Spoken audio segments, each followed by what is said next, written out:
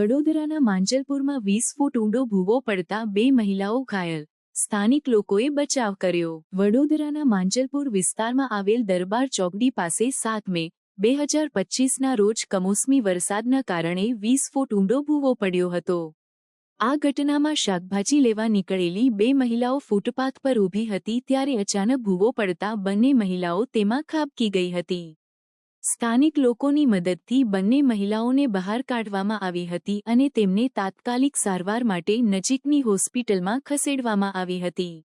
ભૂવો પડવાની આ ઘટના સ્થાનિક લોકોમાં ભયનો માહોલ સર્જી દીધો હતો।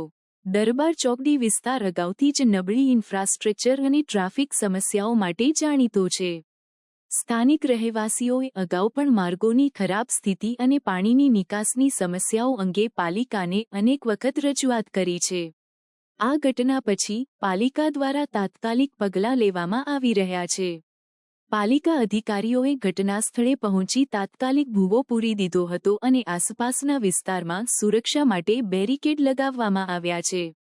સાથે જ પાલિકા દ્વારા સમગ્ર વિસ્તારમાં ભૂગર્ભ નિકાસ અને રસ્તાની સ્થિતિની તપાસ શરૂ કરવામાં આવી છે। સ્થાનિક લોકો દ્વારા પાલિકાને માંગ કરવામાં આવી છે કે આવા ભૂવો પડવાની ઘટનાઓ ફરીથી ન બને તે માટે યોગ્ય પગલાં લેવામાં આવે।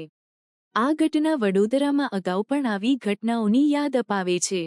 2024માં પણ વડોદરાના મકરપુરા વિસ્તારમાં એક મહિલા ડ્રાઈવરનો કાર ભૂવામાં ખાબકી ગઈ હતી, પરંતુ તાત્કાલિક બચાવ કામગીરીથી મોટી દુર્ઘટના ટળી હતી।